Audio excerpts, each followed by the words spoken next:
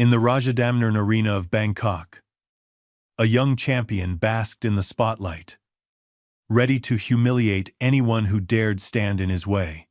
A night of celebration turned venomous when the undefeated Rico, the Cobra Martinez, pointed to the front row and sneered at a man twice his age. Chuck Norris wasn't your typical spectator. For decades, he had been a world karate champion and special forces trainer, known for ending fights with a single, decisive strike. When Rico taunted Chuck Norris, calling him a washed-up relic, he had no idea he was awakening a storm. The veteran martial artist rose from the crowd, stepped into the ring, and answered arrogance with mastery. Norris's quiet, surgical response triggered a seismic shift that would shatter reputations and ignite headlines worldwide. What began as another title defense became a living lesson in humility. The arena, and the millions watching, would never forget the night arrogance bowed to experience.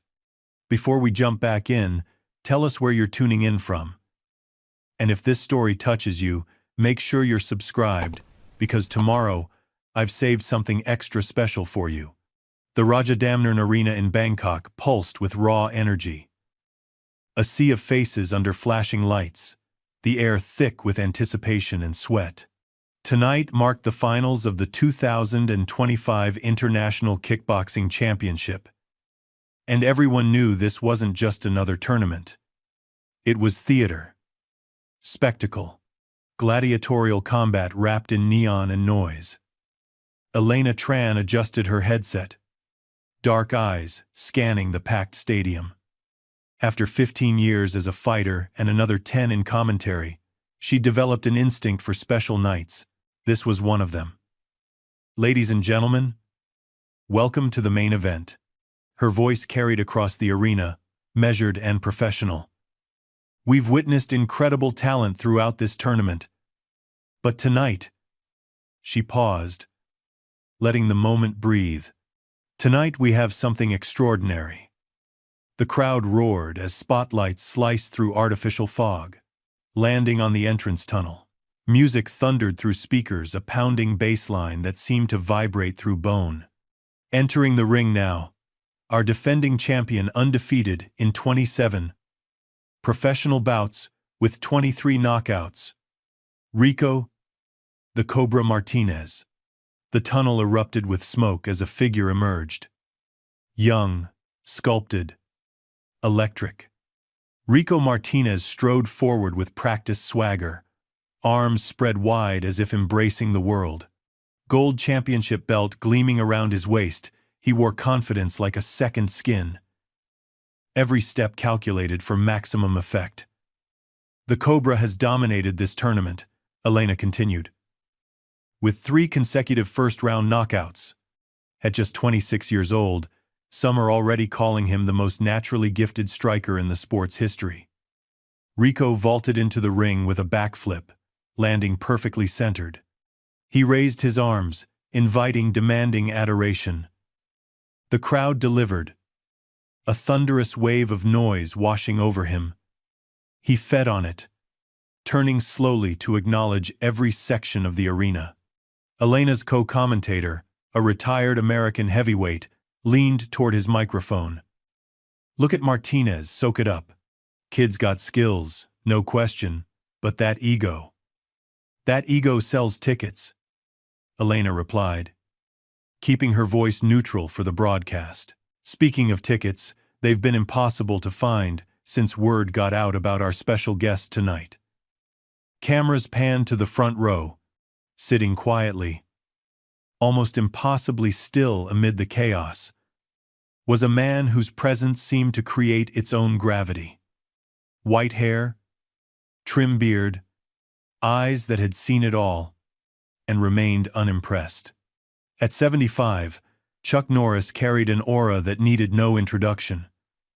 Chuck Norris, Elena said simply, her voice dropping with genuine respect. 8-time world karate champion, undefeated for 10 years, Hollywood icon, and arguably the most influential American martial artist of the past 50 years, watching intently from ringside. On screen, Norris acknowledged the camera with the slightest nod. No smile. No wave. Just quiet presence. Word is Norris is in Thailand, working with underprivileged youth in rural communities, teaching discipline through martial arts. Elena continued. Tonight marks his first public appearance at a professional event in nearly a decade. The spotlight shifted back to the tunnel as drums rolled through the speakers. And his opponent, a man who needs no introduction in this country, Thailand's own 5-time Muay Thai champion, with over 200 professional fights to his name, Kiat Somchai. The crowd's energy shifted, less raucous but deeper, more reverent. Kiat emerged without smoke or spectacle. At 41, his face wore the maps of battles fought, lost, and won. He moved with the quiet efficiency of a man who had nothing to prove but everything to give. His entrance couldn't have contrasted more sharply with Rico's. No backflips. No posturing. Just the ritual dance of the Y crew, a traditional Thai greeting, showing respect to his teachers, ancestors, and the art itself. He moved with fluid grace, touching his head to the canvas in each corner of the ring. Beautiful, Elena murmured. Kiat began fighting professionally at 15 to support his family after his father's death. 26 years later, he's still here, a living link to the roots of this sport. In the ring, Rico watched Kiat's ritual with barely concealed disdain, bouncing on his toes, rolling his shoulders, making a show of impatience. When Kiat finished, Rico pointed at him, then made a slashing motion across his throat. The crowd responded with mixed boos and cheers. Martinez showing his usual charm, Elena said dryly. The referee called both fighters to center ring. Kiat bowed respectfully. Rico tapped his gloves lazily against Kiat's, then leaned in close, whispering something that made Kiat's expression harden. Whatever Martinez just said, Elena observed, it wasn't about the weather. The fighters returned to their corners. Rico's entourage swarmed him, adjusting his gloves, squirting water into his mouth, hyping him up with shouts and slaps. Kiat stood alone save for a single trainer who offered quiet words and a reassuring hand on his shoulder. The bell rang, sharp and definitive. Rico exploded from his corner like a coiled spring. No feeling-out process. No careful assessment, just pure, calculated aggression. His first combination, jab, cross, kick, caught Kiat before he'd fully settled. The older fighter stumbled back, recovering quickly but already marked by the exchange. Martinez wastes no time, Elena's voice lifted with the action. That's his trademark blitz, overwhelming opponents before they can establish rhythm. Kiat circled carefully, hands high, looking for counters. He moved with the economy of experience, but Rico gave him no space to breathe. Every retreat was pursued. Every block met with 2 more strikes. The young champion was everywhere at once, a blur of precise violence. Midway through the round, Kiat found his moment. As Rico charged in, Kiat sidestepped and landed a sharp elbow that drew blood from the champion's eyebrow. The crowd erupted. Rico touched the cut, looked at the blood on his glove, and for the first time that night, his smile vanished. What replaced it was worse, a cold focus that seemed to drop the temperature in the arena. Martinez doesn't like being touched, Elena said. We've seen this before. The smile goes, and the cobra becomes truly dangerous. Rico reset, feinted low, then launched a lightning-fast head kick that caught Kiat turning. The impact echoed through the arena, a sickening crack that made even hardened fight fans wince. Kiat staggered, his legs betraying him. Rico didn't hesitate. He swarmed the older fighter, landing combinations with surgical precision, body, head, legs, dismantling Kiat piece by piece. The referee watched closely, ready to intervene. Kiat, fighting on instinct and heart, threw a desperate counter. Rico slipped it easily and answered with a brutal right hook that sent Kiat crashing to the canvas. The sound of impact silenced the arena for one breathless moment before the referee dove between them, waving his arms. It was over. The arena erupted, some fans screaming in excitement, others in shock at the ruthless efficiency of the finish. Rico didn't wait for the official announcement. He climbed the ropes, arms raised high, roaring his triumph to the ceiling. Medics rushed to Kiat, who lay motionless for long seconds before finally stirring. Blood pooled beneath his head, his breathing labored, eyes struggling to focus. Rico, seeing Kiat's condition, jumped down from the ropes. For a moment, it seemed he might show sportsmanship check on his fallen opponent, acknowledge the battle. Instead, he strutted past the medical team, leaned down over Kiat, and shouted something that the microphones didn't catch, but that made several officials step forward in alarm. "That's..." Elena's professional tone cracked slightly. "That's disappointing behavior from our champion. Kiat Somchai deserves better after the career he's had." Rico didn't care. He circled the ring, playing to the cameras, flexing, pointing to himself. "Still undefeated," he shouted. "Nobody touches the Cobra." The crowd's reaction split cheers mixing with boos, admiration clashing with disgust. In the chaos, the cameras caught Chuck Norris's expression. Unchanged, unblinking, measuring everything without revealing a thing. 28-0 now for Martinez, Elena said as the medical team carefully helped Kiat to a sitting position. But numbers never tell the whole story. Rico grabbed the microphone from the ring announcer, his voice breathless but strong. "That's how you finish a legend," he shouted. "That's real fighting. Not movies, not demonstrations." He spun suddenly, pointing directly at Chuck Norris. "Not yesterday's news sitting front row thinking they're still relevant." A collective gasp rippled through the arena. Cameras swung to Norris, who remained perfectly still, eyes locked on Rico. Martinez Island. Elena seemed momentarily speechless. "He appears to be calling out Chuck Norris." Rico wasn't finished. He paced the ring like a predator, feeding off the shock. "Hey Norris, I know you're here watching the real fighters work. How about it, old man? Think those ancient moves still work in 2025? Or are you just going to sit there looking tough for the cameras?" Silence fell across the arena, the breathless kind that comes before thunder. All eyes turned to the front row, where Chuck Norris sat, impassive as stone. Chuck Norris hadn't moved a muscle since Rico's challenge. While the arena buzzed with shocked whispers, he remained perfectly still, a center of calm amid rising chaos. His hands rested lightly on his knees, his breathing imperceptible, eyes never leaving Rico. The contrast couldn't have been more stark. Rico bouncing on his toes, gleaming with sweat, shouting for attention. Chuck, silent and still, dressed in a simple black button, down and jeans, his presence requiring no amplification. Promoter Samir Khan materialized ringside, his face a mask of professional composure that barely concealed his excitement. Whatever he'd expected tonight, this explosive moment promised headlines, viral clips, and most importantly, money. He leaned toward his assistant, whispering rapid instructions while watching Chuck closely. In the broadcast booth, Elena Tran collected herself.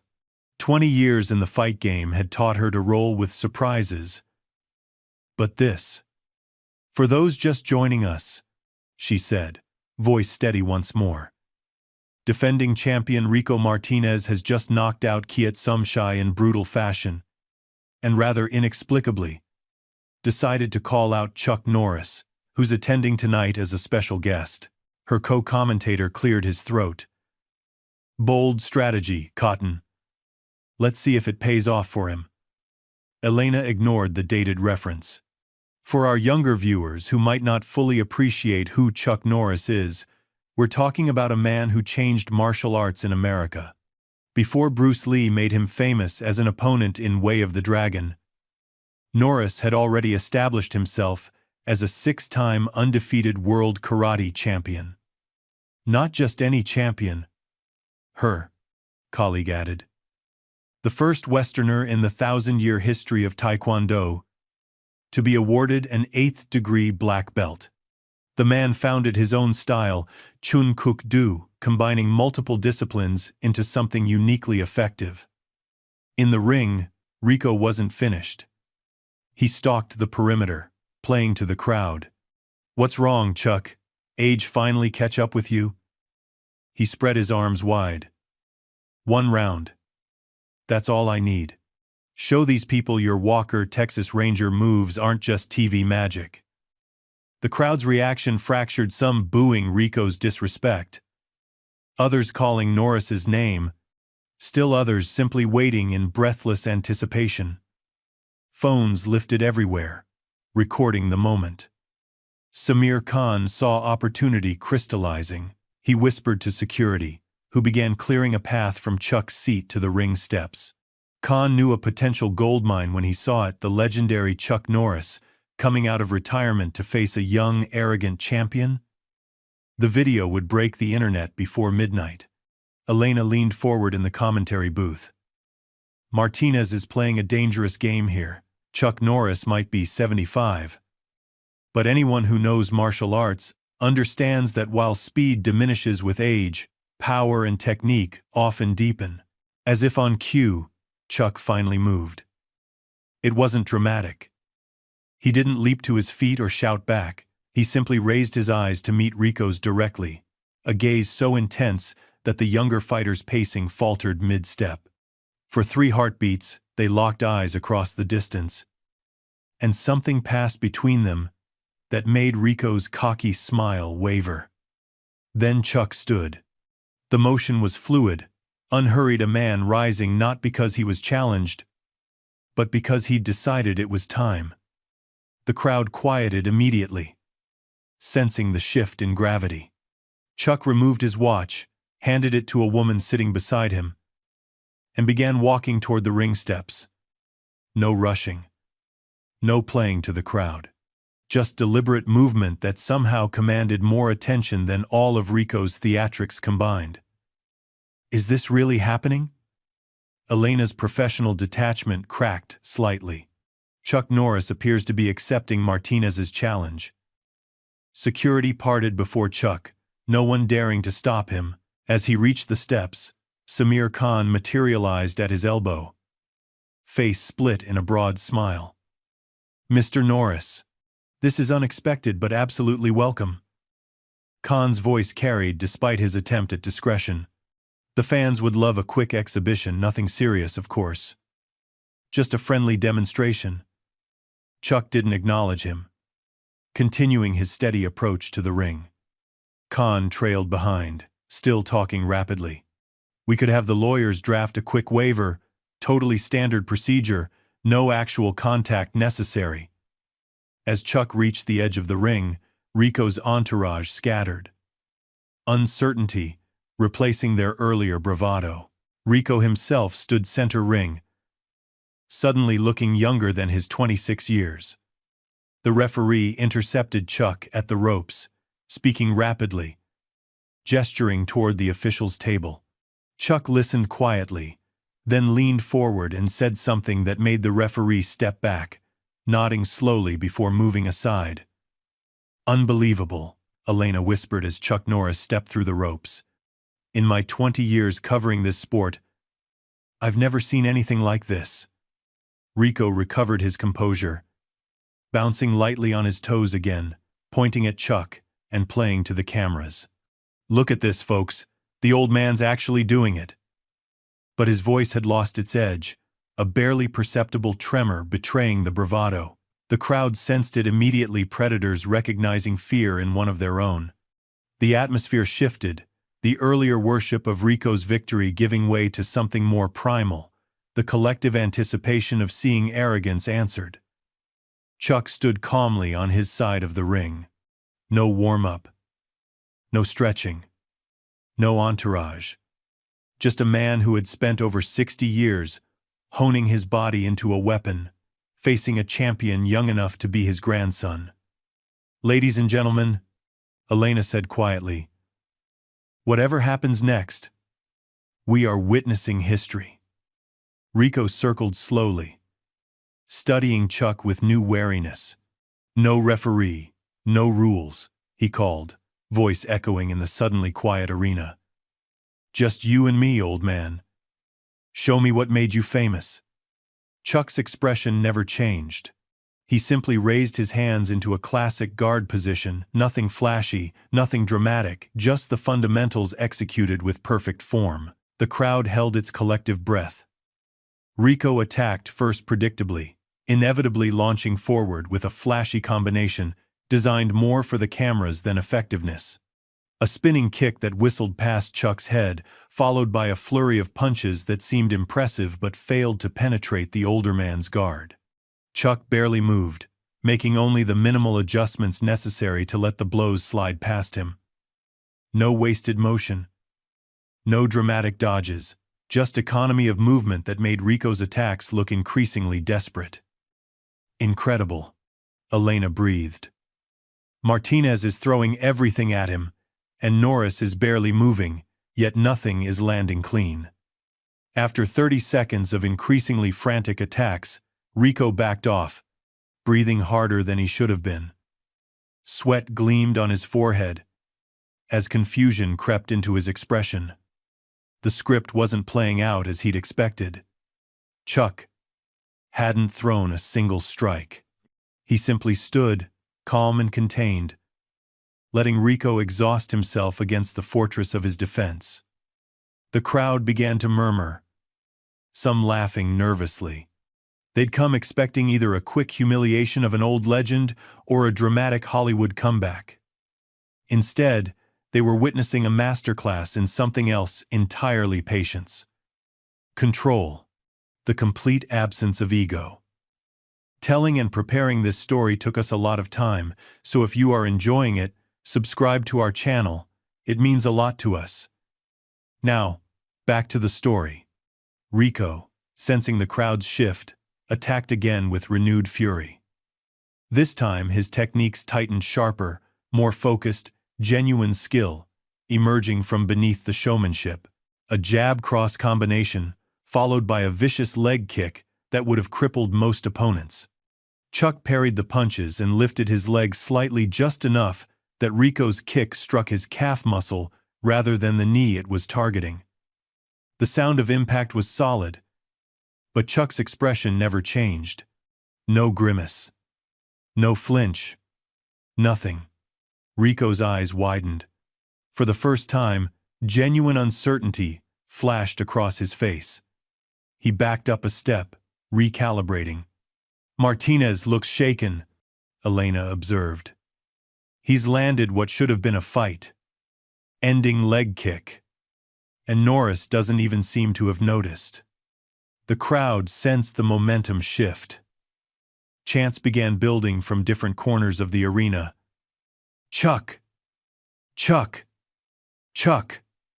Rico glanced around, disbelief plain on his face as his home field advantage evaporated.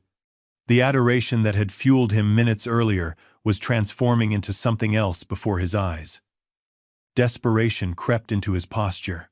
He charged again, abandoning technique for raw aggression, a wild haymaker aimed at Chuck's head. It was the opening Chuck had been waiting for. He moved for the first time. Not dramatically, but decisively. A subtle shift of weight, a perfect parry that caught Rico's wrist and redirected his momentum. The younger fighter stumbled forward, off balance, and Chuck simply extended his foot at precisely the right moment. Rico crashed to the canvas face first. The arena exploded. Chuck stepped back, hands returning to guard position, waiting calmly as Rico scrambled to his feet, face flushed with humiliation. That was Elena struggled to describe what they'd just witnessed. That was classic Chuck Norris, using an opponent's energy against them. Minimum force, maximum effect. Rico wiped blood from his nose, rage replacing calculation in his eyes. The showman had vanished. What remained was a wounded predator. He circled more carefully now. Hands higher. Eyes locked on Chuck. With genuine hatred. Chuck simply waited. His stillness a challenge more provocative than any taunt. "Get on with it, kid!" Someone shouted from the crowd, triggering scattered laughter. The tide had turned completely. Rico, the golden boy, the undefeated champion, had become the villain of his own story. With a roar of frustration, he attacked again, a blistering combination that showcased the skill that had made him champion. Left hook, right uppercut. Spinning elbow techniques, thrown with genuine power and precision. Chuck's defense tightened. He slipped the hook, blocked the uppercut, and when the spinning elbow came, a move that had separated many opponents from consciousness, Chuck countered. It wasn't flashy. No spinning kicks or acrobatics. Just a textbook perfect straight right hand that connected precisely as Rico completed his spin. The sound was different from Rico's earlier knockout of Kiet. No dramatic crack or thud. Just the clean impact of knuckles meeting jawline with mathematical precision. Rico froze mid-motion. Eyes suddenly unfocused. For a suspended moment, he stood wobbling. Reality reorganizing itself in his brain. Then his legs gave out, and he collapsed in sections, knees first. Then torso. Finally face. Sprawled ingloriously on the canvas. The arena went silent for one eternal second. Then pandemonium. Oh my God, Elena's professional detachment shattered completely. Chuck Norris has just knocked out the undefeated world champion with a single punch. At 75 years old. The crowd erupted into deafening noise, screaming, stomping, pounding the railings. Phones lifted everywhere, capturing the moment as Rico lay motionless and Chuck Norris stood over him, expression unchanged.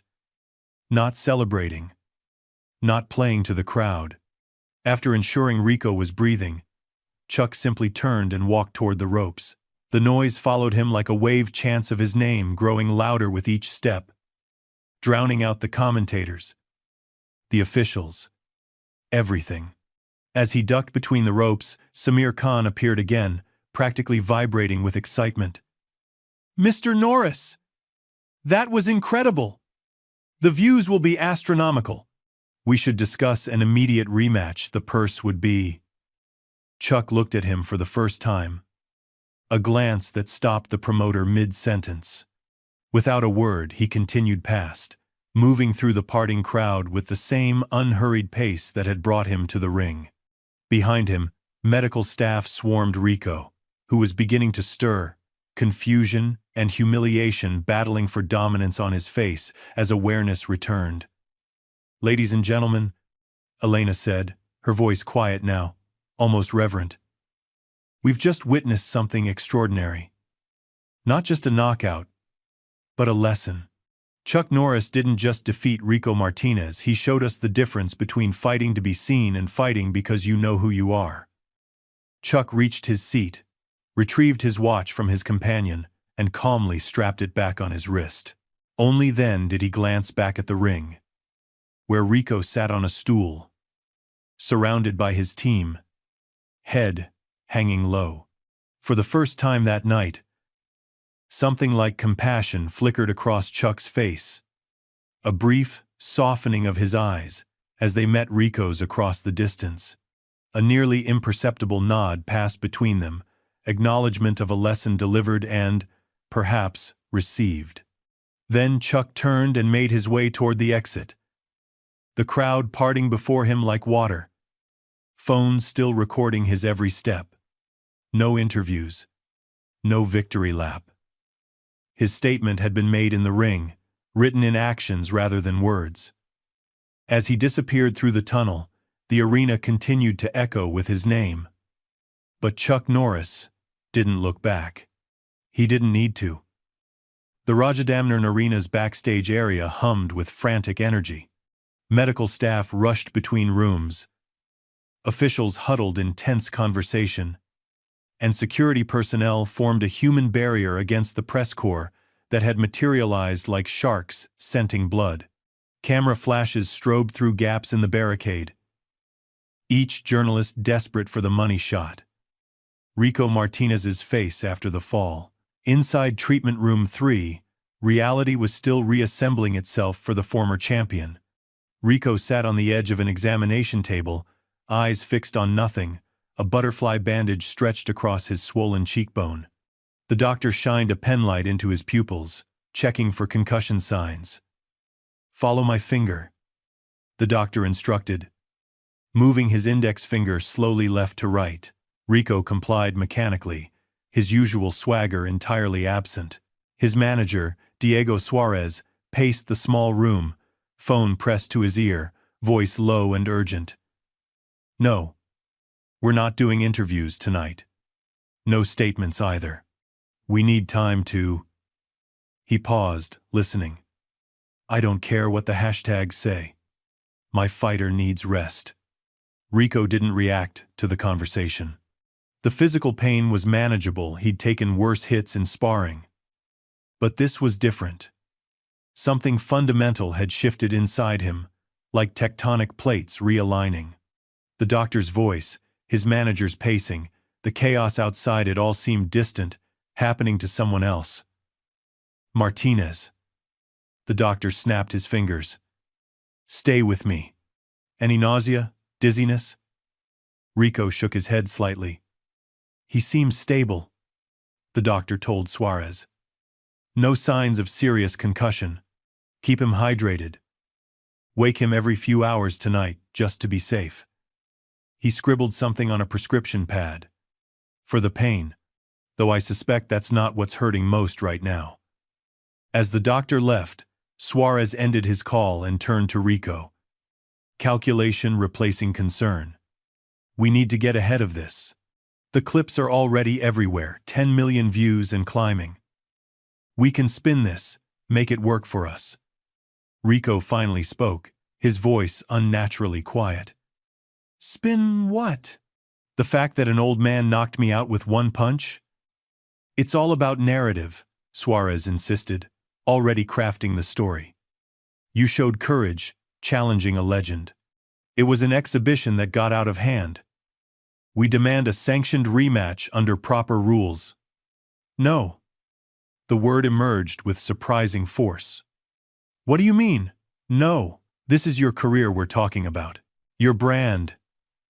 Rico looked up, really seeing his manager for the first time that night. "Did you see him, Diego? Really see him?" "I saw an opportunity we can still capitalize on if we move fast." Rico shook his head, wincing at the pain the movement triggered. "He could have destroyed me at any moment. He was just waiting, teaching me something." He looked down at his hands, the same hands that had knocked out Kiet Somchai less than an hour earlier. "I've never felt so small." Suarez stared at his fighter with growing alarm. This wasn't the Rico Martinez who sold pay-per-views. This was something dangerous to the bottom line. "Look, take the night. Rest. We'll talk strategy tomorrow. The important thing is—" A knock interrupted him. One of the security team poked his head in. "Sir? There's someone here who insists on seeing Martinez. Says it's important." "No visitors," Suarez snapped. "I don't care if it's the King of Thailand." "It's not the king," the guard said carefully. "It's Elena Tran." Suarez's expression darkened. "The commentator?" "Absolutely not. No press." Rico looked up. "Let her in." "Rico. This isn't—" "Let her in." The quiet command carried surprising weight coming from a man who, minutes earlier, had seemed broken. Suarez hesitated, then nodded curtly to the guard. Elena entered alone, carrying a leather bag, her broadcast makeup still perfect, though her eyes showed fatigue. She nodded to Suarez, then turned her full attention to Rico. "How are you feeling?" she asked without preamble. Rico almost laughed. "How do you think?" "Physically, I mean. The doctors clear you?" He nodded slightly. "No permanent damage. Except to my reputation." Elena studied him for a moment, her expression unreadable. Then she set her bag down and pulled out a small tablet. "I thought you should see this. If it's the knockout, I lived it. Don't need the replay. It's not that." She turned the tablet toward him. On screen was a paused video not from tonight's event, but something older. The image grainy with age. "This is footage from Chuck Norris's championship fight against Joe Louis in 1969. Before you were born. Before I was born." Curiosity overcame Rico's resistance. He leaned forward slightly as Elena pressed play. The video showed a young Chuck Norris, dark-haired, intensely focused, facing an opponent who outweighed him by at least 20 pounds. The fight was brutal, technical, both men bleeding, exhausted. Louis was the favorite, Elena explained. Bigger, stronger, younger. In the final round, he caught Chuck with a hook that would have ended most fighters. On screen, Chuck absorbed the massive blow, staggered, then reset his stance, eyes never losing focus. "Watch his recovery," Elena said softly. "The discipline, the control." The younger Chuck countered with the exact same straight right hand he'd used on Rico textbook. Perfect, no wasted motion, dropping his larger opponent to the canvas. Elena paused the video. "Same punch, 6 years apart. That's not luck or reflexes. That's a lifetime of mastery." Rico stared at the frozen image, something shifting in his expression. "After that fight," Elena continued, "Louis approached Chuck in the locker room, expecting to find him celebrating. Instead, he found him alone, practicing the very combination that had won him the championship. Not showing off. Not bragging. Just working. Always working." She put the tablet away. "I'm not here to lecture you, Martinez. You're a gifted fighter with a bright future. But tonight, you had the rare privilege of learning something that most fighters never understand until it's too late." Rico looked up at her. "What's that?" "The difference between being a champion and being a master." Elena stood, gathering her bag. "What you do with that lesson is up to you." As she turned to leave, Rico called after her. "Wait. Do you know where he is? Norris?" Elena paused at the door. "He left immediately after. Back to the rural community center where he's been teaching orphaned kids for the past month. No interviews, no victory lap."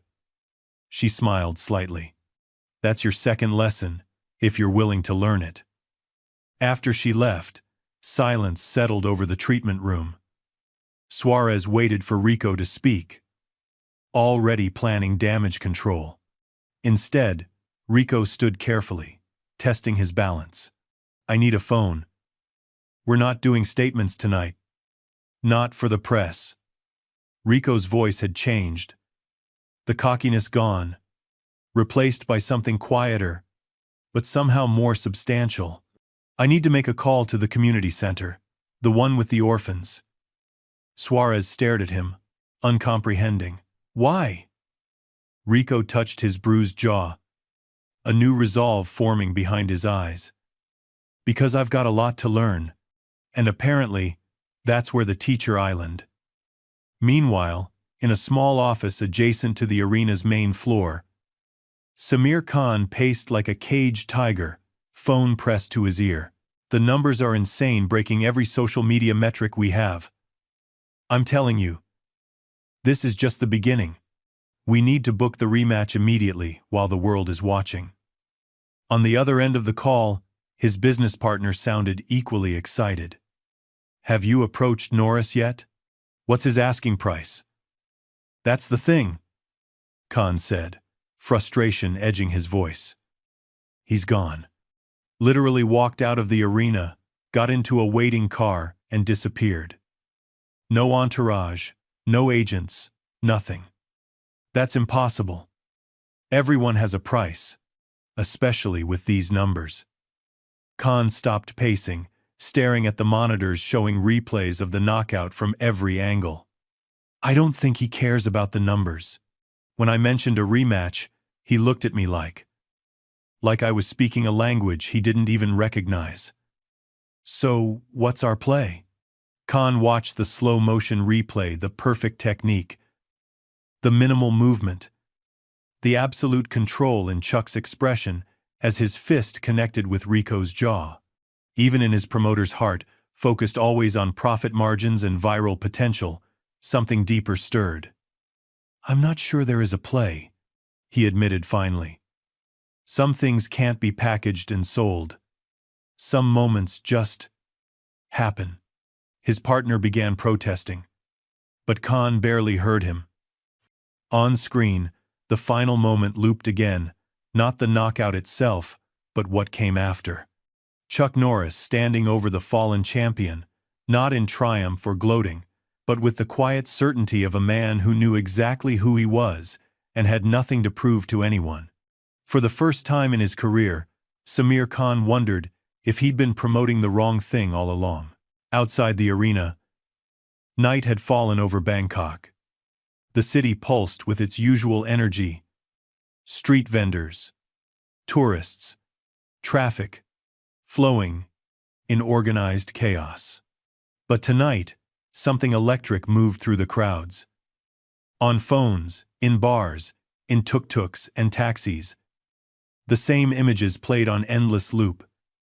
The moment arrogance met its match. 3 blocks from the arena, in a modest hotel room, Chuck Norris moved through a series of kata flowing forms, practiced exactly as he had for over 60 years. No audience. No cameras. Just the discipline that had shaped his life, performed with the same precision whether in front of thousands or alone at midnight. His phone lay silent on the bedside table, though it had vibrated constantly since he'd left the arena. Calls from Hollywood, from promoters, from old friends and new opportunists, all wanting a piece of what had happened tonight. None of them understood. It had never been about the spotlight. As he completed the final movement, returning to center position, Chuck allowed himself a small smile, not of victory or pride, but of satisfaction in a lesson well delivered.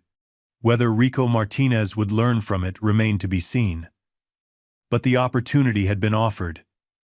And sometimes, that was all a teacher could do.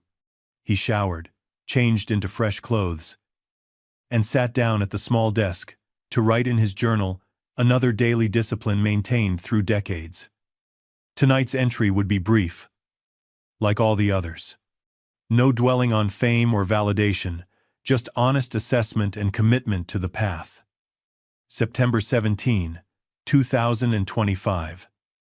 Teaching at Community Center, successful. 27 students present, forms improving. Unexpected event at Rajadamnern tonight. Young fighter with much talent, but misplaced focus. Opportunity for growth provided. Tomorrow. 5 a.m. meditation, followed by teaching children's class at 7 a.m. Chuck closed the journal, set his alarm, and turned out the light. Tomorrow would come early, as it always did. The world might be discussing tonight's events for weeks, but for him, it was already in the past. The path continued forward. It always had. Dawn broke over Bangkok in layers of gold and crimson, painting the ancient temples and modern skyscrapers with the same gentle light. At precisely 4:45 a.m., Chuck Norris opened his eyes, 15 minutes before his alarm, the same way he had awakened for decades, his internal clock more reliable than any electronic device. He rose without hurry, made his bed with military precision, another habit from years long past, and moved to the center of the room. For the next 30 minutes, he meditated in perfect stillness, his breathing so measured it barely disturbed the air around him. As the city began stirring to life outside his window, Chuck completed his morning routine. 100 push-ups, 100 sit-ups, stretching exercises that kept his 75-year-old body more limber than men half his age. Age had taken some of his speed, but the core strength, physical and spiritual, remained undiminished. After a simple breakfast of fruit and protein, he dressed in loose-fitting pants and a plain black t-shirt. No logos. No statements. Nothing that called for attention. He had never needed external validation, and time had only strengthened that certainty.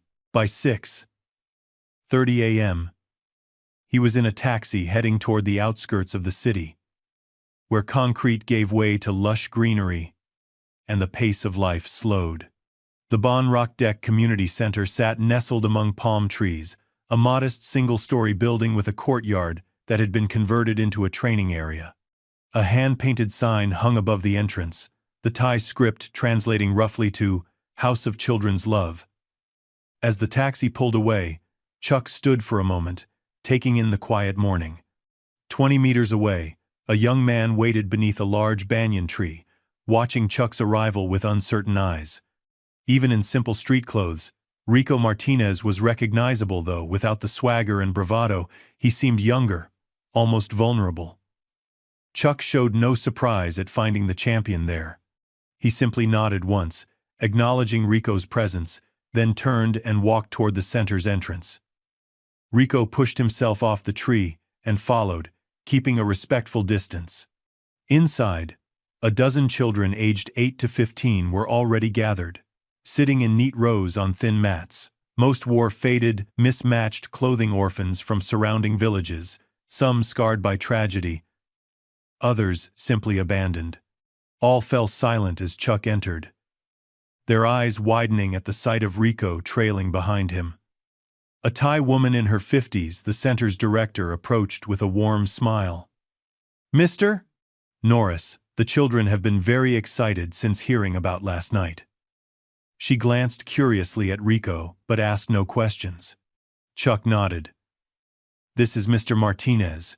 He'll be observing today." Rico stood awkwardly at the edge of the room, suddenly conscious of how out of place he felt. These weren't the polished training facilities he was accustomed to.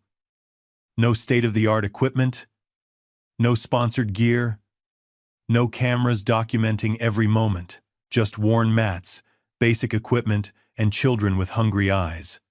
Without fanfare, Chuck moved to the center of the room and bowed to the students, who returned the gesture with varying degrees of coordination.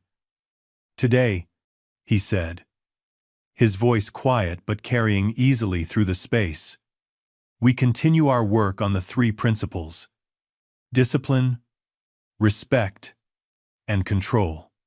For the next hour, Rico watched as Chuck led the children through basic forms, nothing flashy or complicated, just foundational movements practiced with relentless attention to detail. When a young boy grew frustrated with a particular stance, Chuck knelt beside him, gently correcting his foot position, his voice low and encouraging.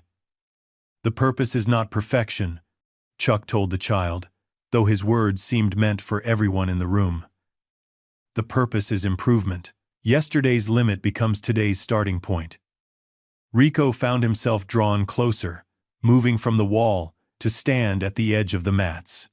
He noticed how Chuck worked with each child individually, adapting his instruction to their needs, firmer with the overconfident, gentler with the hesitant. No showmanship. No ego. Just transmission of knowledge with absolute clarity. Halfway through the session, one of the older boys recognized Rico. His eyes widening, he whispered to his friends, and soon the entire class was stealing glances at the champion. Chuck noticed immediately. Without missing a beat, he turned to Rico. Mr. Martinez, perhaps you could demonstrate a proper roundhouse kick for the students. Rico hesitated, then stepped onto the mat, suddenly conscious of every eye upon him. This wasn't the adoring crowd of the arena, hungry for spectacle. These were children looking for guidance. He set his stance, preparing to launch into the dynamic, camera-ready version that had featured in his highlight reels. Then he paused, glancing at Chuck, who watched with those same measuring eyes from the night before. Something shifted in Rico's understanding. He reset his position and executed the kick again, simpler this time, cleaner, focusing on the fundamentals rather than the flash. The power was still there, but contained, controlled. Chuck nodded almost imperceptibly, the closest thing to approval Rico had seen from him. Now, slower, Chuck instructed. Show them how the power builds from the ground up. Rico complied, breaking the movement into components, allowing the children to see each element of weight, transfer, hip rotation, and extension. As he finished, he realized he was teaching the way he had been taught before fame had convinced him that fundamentals were beneath him. Good, Chuck said simply, then turned to the students. Pair up and practice. Remember control before speed. As the children worked, Chuck moved among them, making small corrections. Rico found himself doing the same, drawn into the teaching without consciously deciding to participate. When he helped a skinny girl adjust her balance, her smile of accomplishment gave him a different kind of satisfaction than any roaring crowd. After class, the children bowed to Chuck and, to Rico's surprise, to him as well. They filed out chattering excitedly, several looking back at the two fighters with wide eyes. The center's director approached with 2 bottles of water. The children are making good progress. Mr. Norris, your presence here means more than you know. She handed them the bottles and tactfully withdrew, leaving the fighters alone in the training space. Silence stretched between them, not uncomfortable, but weighted with unspoken questions. Rico took a long drink, gathering his thoughts. How did you find me? Chuck asked finally, his tone neutral. The commentator Elena Tran mentioned you were teaching here. Rico hesitated. It wasn't hard to locate the center. Chuck nodded, waiting. Rico struggled to find the right words, something he rarely experienced. In interviews, he always knew what to say, what would generate headlines and social media buzz. But here, with no cameras, no audience except the man who had humbled him, nothing felt right. Last night, he began, then stopped, starting again. I've been fighting since I was 12. Won my first professional bout at 17. Never lost. Not once. He looked down at the water bottle in his hands. I started believing what everyone said about me. The next great one. Unstoppable. Special.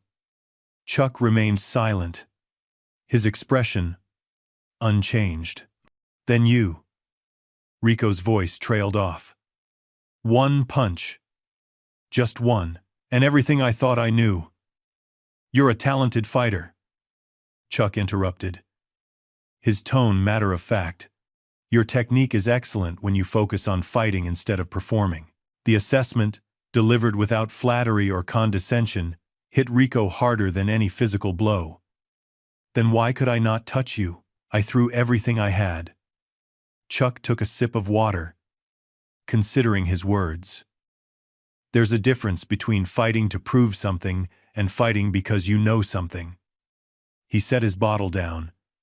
You're still trying to convince the world you belong.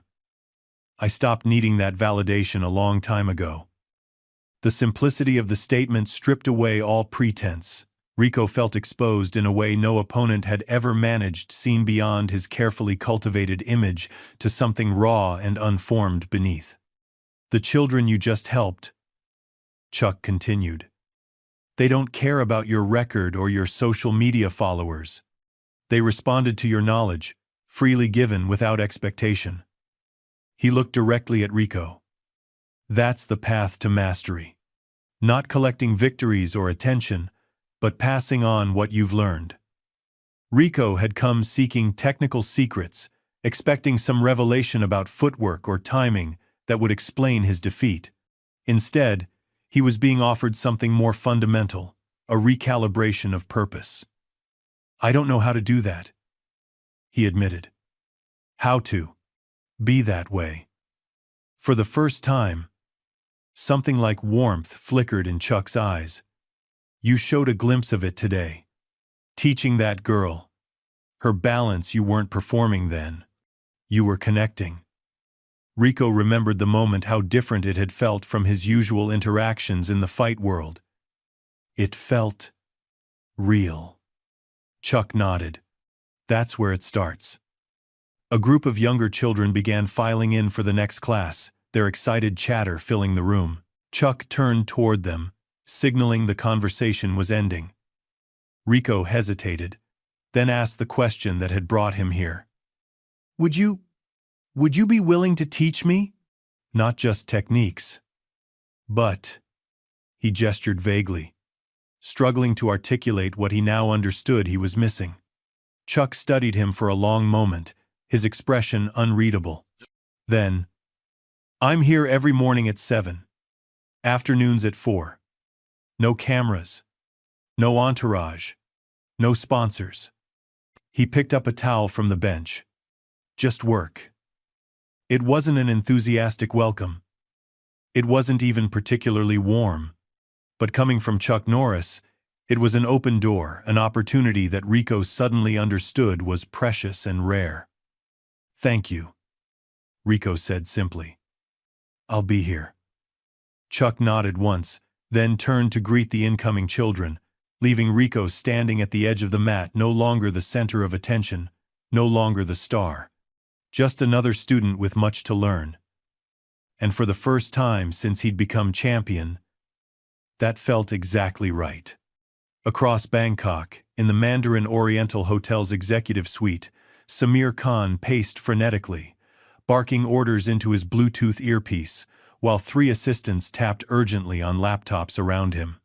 The wall-mounted television played CNN's sports coverage, currently featuring a panel discussing the knockout herd around the world. I don't care what his management says, Khan snapped. Get me Martinez directly. Everyone has a price, find his. He paused, listening to the response. What do you mean? Not at his hotel. He has a concussion, for God's sake. Where else would he be? One of his assistants looked up. Sir, Martinez's Instagram just updated his location. He's at some community center outside the city. She turned her laptop to show him. Khan stared at the post, a simple check-in. No photo, no caption. Just a location pin for Bon Rock Deck Community Center. What the hell is he doing there? His eyes narrowed as realization dawned. Norris. He's gone to find Norris. He swore under his breath, then turned to another assistant. Find out everything about this center. Ownership, permits, funding, everything. There has to be an angle here. His mind was already calculating the possibilities. A redemption narrative? Champion seeks wisdom from legend? We could work with that. The television caught his attention as Elena Tran appeared on screen, looking composed in a studio setting. What we witnessed wasn't just a physical confrontation, but a philosophical one, she was saying. Martinez represents the modern approach to combat sports, flashy, marketable, social media-driven. Norris comes from an era when martial arts was as much about character development as technique. The host leaned forward. But surely this damages Martinez's brand? An undefeated champion knocked out by a man nearly 50 years his senior? Elena shook her head.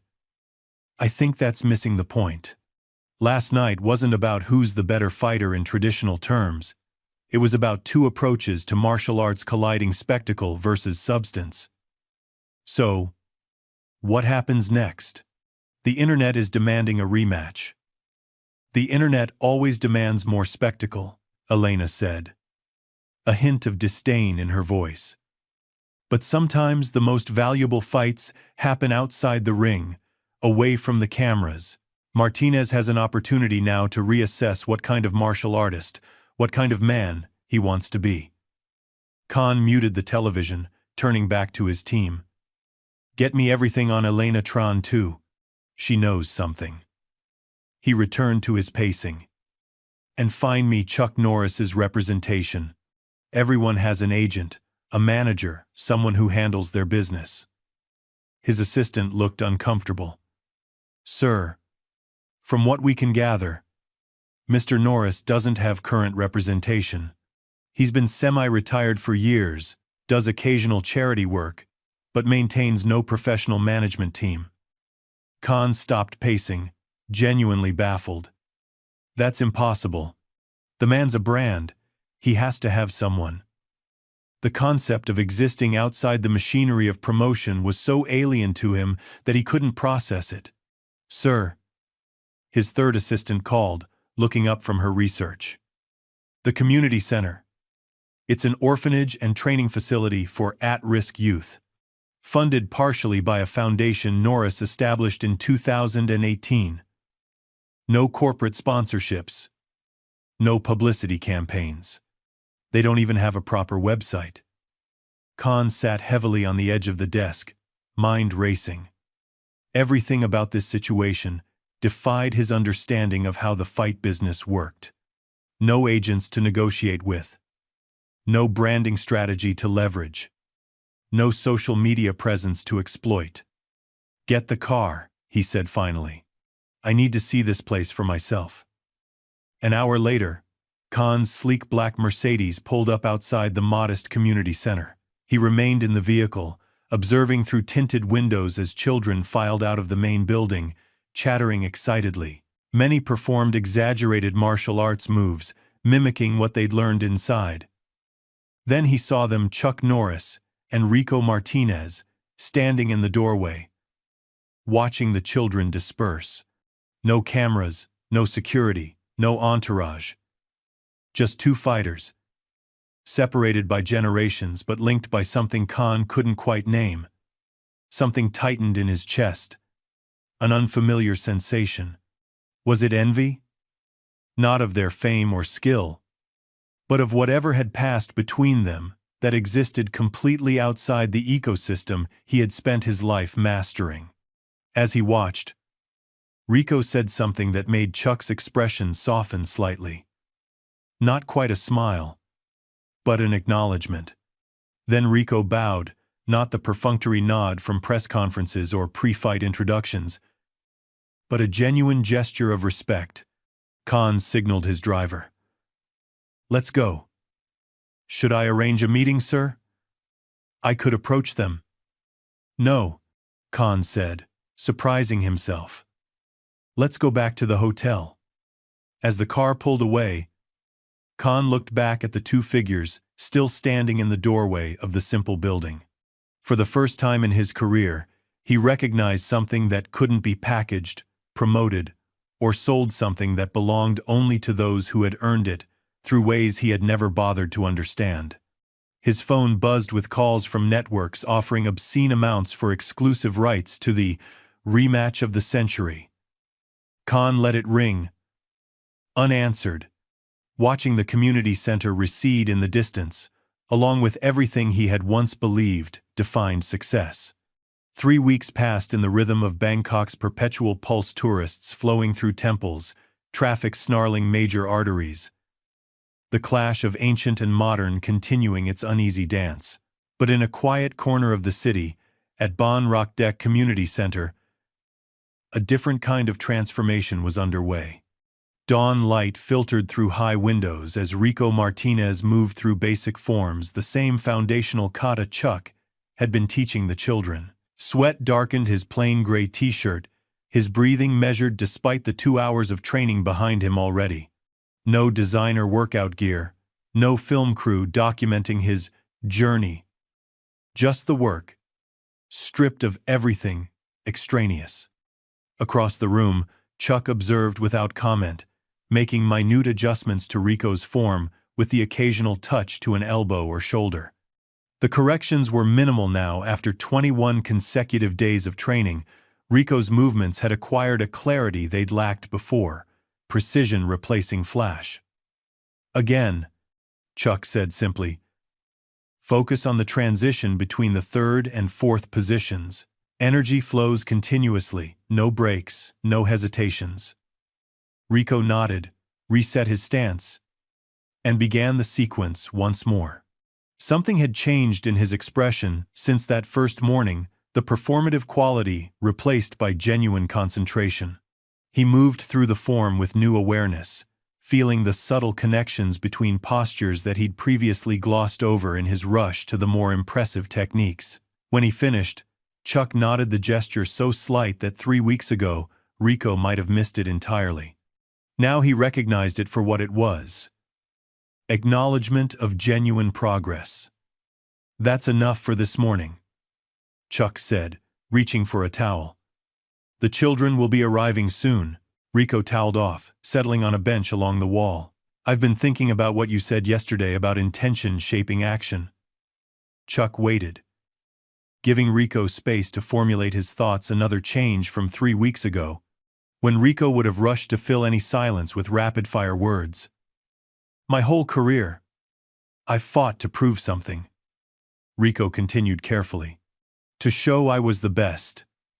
To make people notice me, fear me, respect me. He looked down at his hands. But when I work with these kids, teach them basics, I'm not proving anything.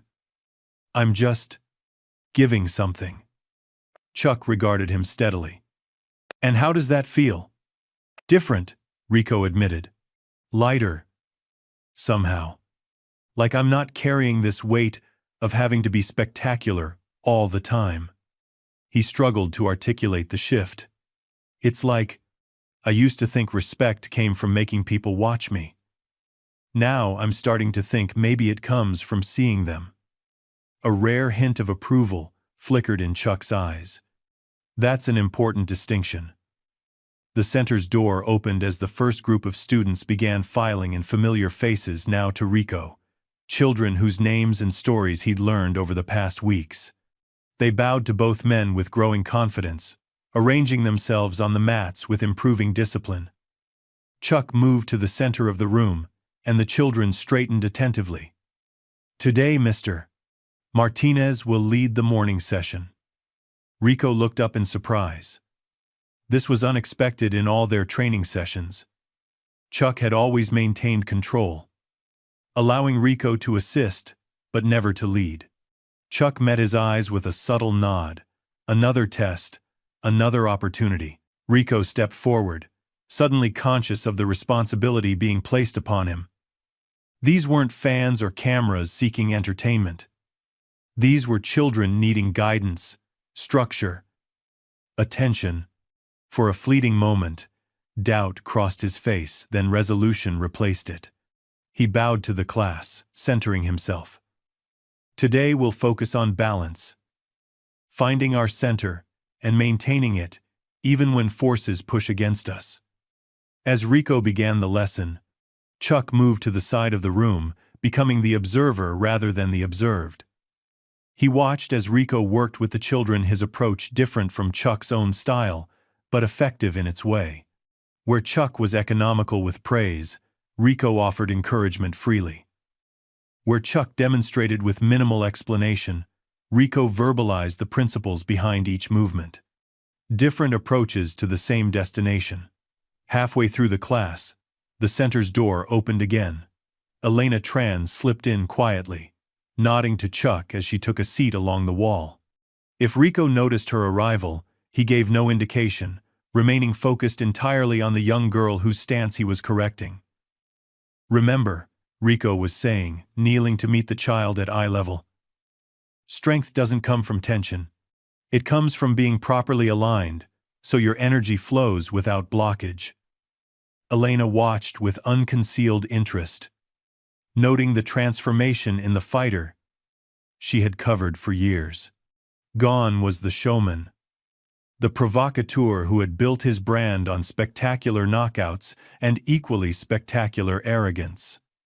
In his place was someone more substantial, a teacher emerging from the shell of a performer. When the class ended, the children bowed to Rico with genuine respect, their eyes bright with the particular admiration children reserve for those who treat them as capable rather than cute. As they filed out for their academic classes in the center's main building, Rico approached Chuck, awaiting assessment. "Your instruction has improved," Chuck said simply. "You're teaching principles now, not just techniques." Coming from Chuck Norris, this qualified as effusive praise. Rico nodded, accepting the feedback without the defensive pride that would have characterized his earlier self. Elena approached then, extending her hand to Rico. "Impressive class, Martinez. Very different from the last time I saw you in action." Rico accepted the handshake, a flicker of his old wariness returning. "Didn't know you were in the audience."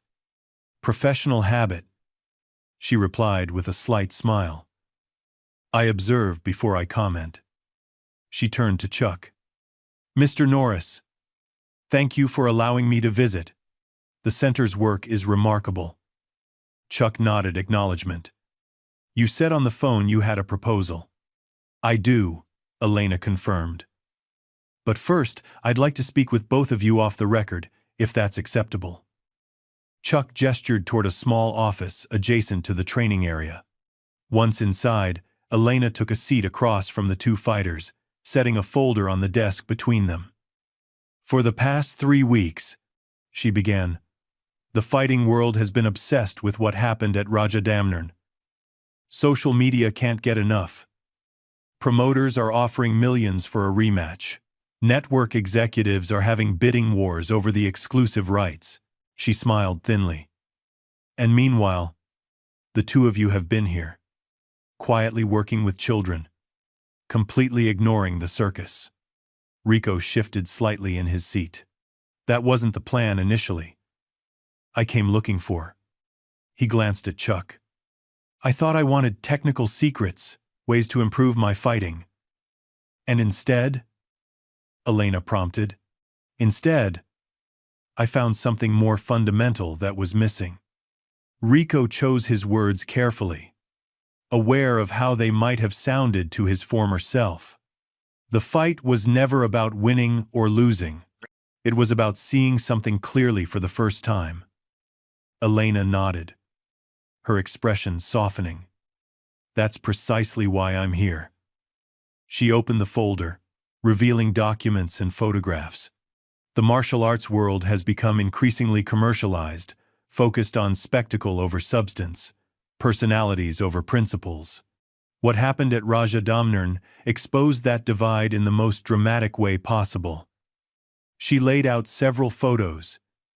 Children from impoverished areas of Thailand, the Philippines, Myanmar. These communities have fighting traditions going back centuries. Not as entertainment, but as discipline, as character development, as cultural heritage. That legacy is disappearing, replaced by an industry that values marketability over mastery. Chuck leaned forward slightly, his interest engaged. "What's your proposal?" "A foundation," Elena said simply. "One that establishes centers like this throughout Southeast Asia. Not fighting for profit or fame, but martial arts, as it was originally intended, a path to discipline, respect, and self-knowledge." She slid forward a document outlining the structure. "I've secured initial funding from several private donors who were moved by what they witnessed at Rajadamnern. They see an opportunity to redirect the conversation about martial arts back to its roots."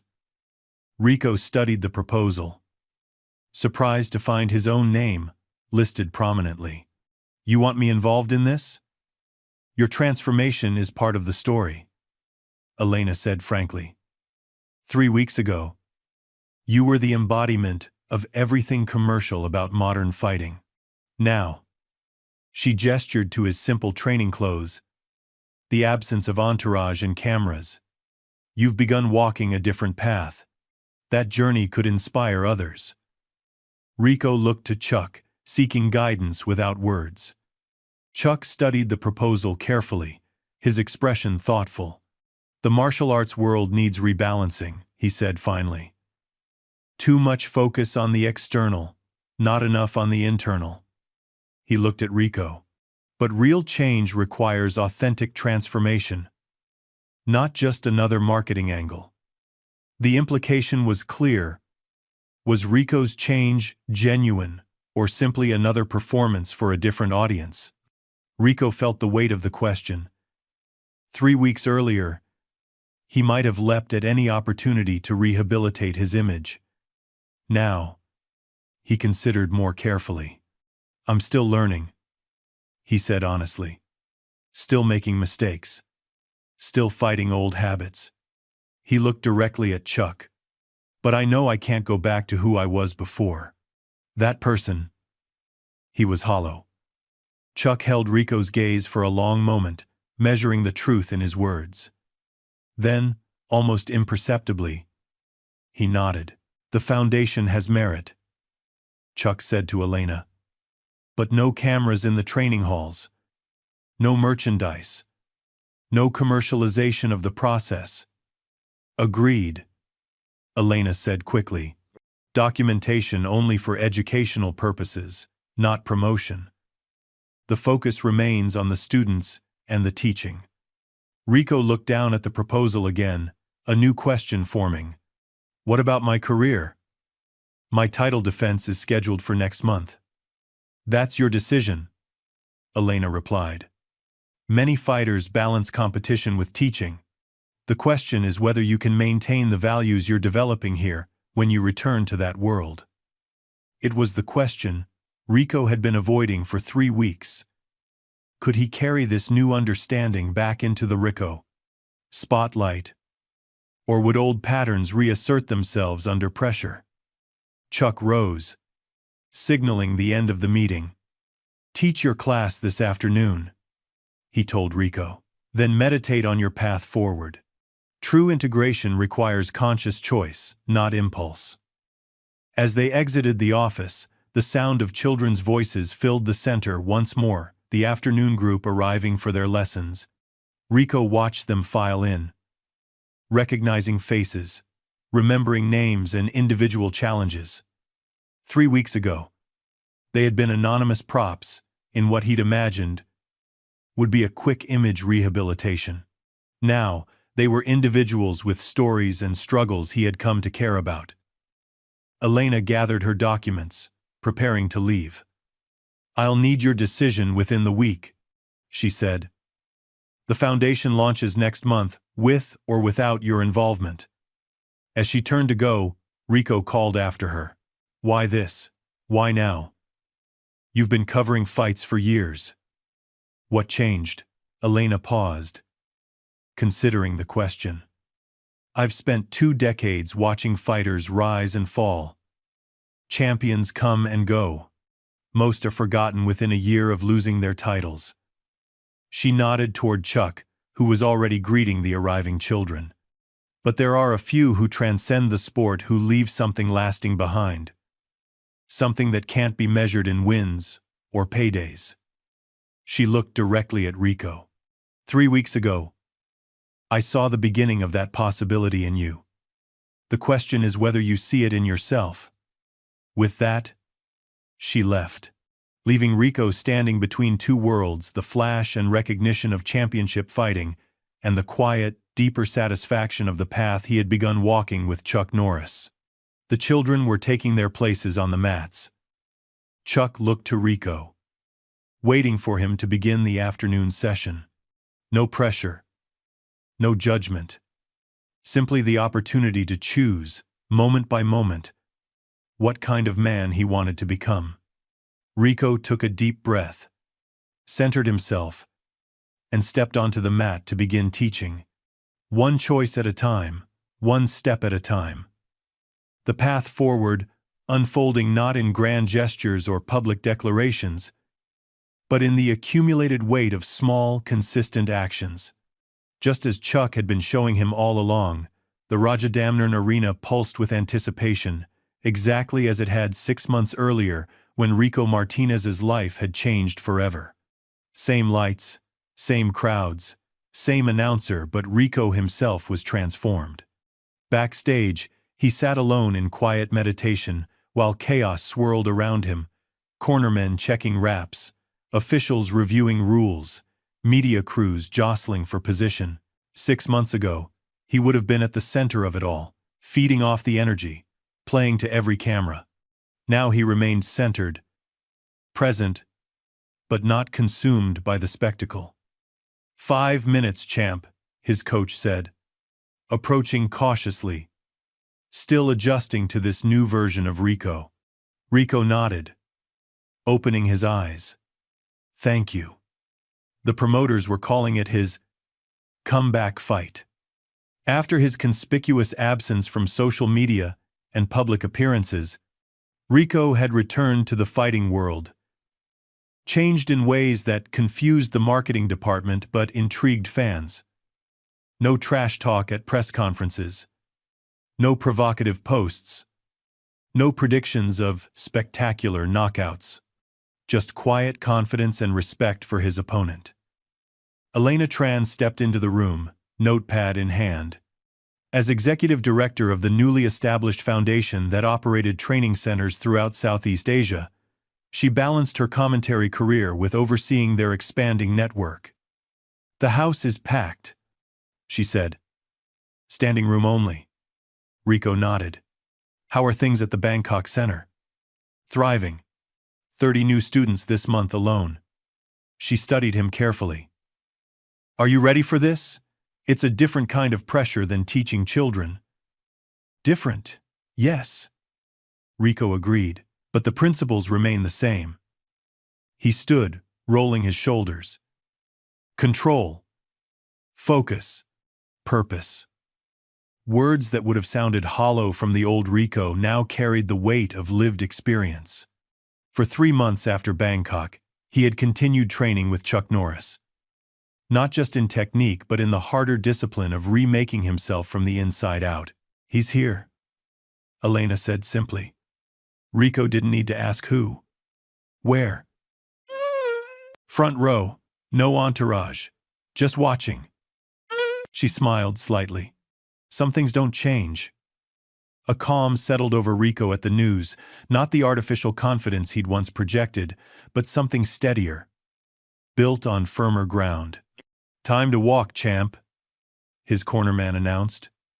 Rico nodded, wrapping his hands in a final ritual of preparation. He turned to Elena. Will you tell him something for me? Of course. Tell him I understand now. About the weight of silence. He smiled slightly at her puzzled expression. He'll know what it means. The familiar ritual began the walk to the arena. The swell of music. The announcer's voice, building drama and tension. But where once Rico had been hyper-aware of every camera, every eye upon him, now he moved with inward focus, present in each step. The crowd roared as he appeared, their energy a tangible force. Signs bearing his name waved from every section. Rico climbed into the ring with simple efficiency. No backflips. No playing to the crowd. He moved to his corner and waited, eyes scanning the front row, until he found Chuck Norris, seated exactly as he had been 6 months earlier, watching with the same measuring gaze. Their eyes met briefly across the distance. Chuck offered the smallest of nods. Not encouragement or instruction, but acknowledgement. Fighter to fighter, teacher to student, one who had walked the path to one still walking. The bell rang. Rico moved with new purpose, not fighting to prove something to the world, but expressing something already proven to himself. His techniques were cleaner now, more economical. Each strike thrown with intention rather than spectacle in mind. In the second round, his opponent caught him with a sharp combination that sent Rico back against the ropes. 6 months ago, such a moment would have triggered his ego, a furious, often reckless counterattack designed to reassert dominance. Now, Rico reset calmly, found his center, and proceeded with unshaken focus. Not fighting from wounded pride, but from centered awareness. When the opening came in the 4th round, Rico took it without hesitation, a clean, technical combination that sent his opponent to the canvas. No excessive force, no unnecessary damage, just precise application of skill at the right moment. As the referee counted, Rico moved to a neutral corner. No premature celebration, no playing to the cameras, just quiet focus until the count reached 10 and the fight was officially over. The arena erupted, the familiar chants of his name rolling across the seats like thunder. His team swarmed into the ring. The belt was presented. Microphones appeared for the customary post-fight interview. "Martinez, incredible performance tonight," the announcer gushed. "You've been away for months and come back seemingly better than ever. What changed during your time off?" Rico took the microphone, conscious of the cameras broadcasting his words worldwide. 6 months ago, he would have used this moment to build his brand, to position himself for maximum exposure and financial opportunity. The old words rose automatically to his lips, then fell away, replaced by something simpler, truer. "I found a better teacher," Rico said quietly. "Not just for fighting, but for living with purpose." The announcer, primed for bombast, faltered slightly. "Are you referring to Chuck Norris? There are rumors you've been training with him since your encounter 6 months ago." Rico glanced again at Chuck, who remained perfectly still amid the chaos of the celebrating crowd. "Some lessons can't be put into words," Rico said finally. "They have to be lived to be understood." With that, he handed back the microphone and made his way through the throng, acknowledging officials and media politely but moving with quiet purpose toward the exit tunnel. Elena fell into step beside him. "Samir Khan is waiting in the VIP lounge. Contracts for 3 international exhibitions, plus a documentary series. 7 figures, minimum." Rico nodded, taking in the information without reaction. He'll have to wait until tomorrow. They reached the locker room door, where Chuck was waiting, standing slightly apart from the bustling activity. "Good fight," he said simply as Rico approached. From anyone else, the words might have seemed insufficient. From Chuck Norris, they carried the gravity of complete sincerity. "Thank you," Rico replied. "For everything." Chuck nodded once, then surprising both Rico and Elena, extended his hand. Rico clasped it firmly, the contact brief but meaningful acknowledgement between equals. "The foundation meeting is Thursday in Bangkok," Elena reminded them. "The first new center opens next month in Manila." "I'll be there," Rico promised. "After I visit Kiat Somshai's school tomorrow." Another change in the new Rico. His first action upon returning to Thailand had been to seek out the veteran fighter he had so disrespectfully defeated 6 months earlier. What had begun as an apology had evolved into a genuine friendship and now a collaboration.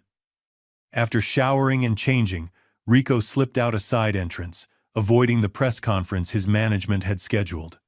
There would be time for media obligations tomorrow. Tonight belonged to the promises he had made to himself and to the children who now looked to him not just as a champion, but as a guide. His phone buzzed with a message from Kiat. "The children are waiting at the restaurant. They saw your fight, very proud of their teacher." As he reached the restaurant, Rico paused, taking in the moment.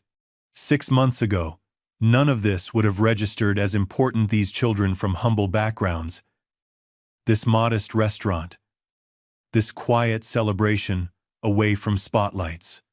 Now it felt like the only thing that mattered. He entered to their cheers, smaller in volume than the arena's roar, but somehow more meaningful. As they swarmed around him, Chattering excitedly about the fight, Rico felt the circle complete itself. The journey that had begun with arrogance and ended with humility. The lesson delivered through silence rather than spectacle. The understanding that true strength resided not in dominating others, but in mastering oneself. Outside, Bangkok continued its eternal dance of light and shadow. Inside, Rico Martinez, fighter, teacher, student, still had found his place within that dance. Not through noise, but through the weight of silence. Not through dominance, but through service. Not by demanding respect, but by living in a way that earned it. The true fight, he had learned, was never against others. It was always within. Up next, we have 2 more incredible stories that are waiting for you. Just click the image you want to watch, and it will take you there. If you enjoyed this video, make sure to subscribe. It would mean a lot.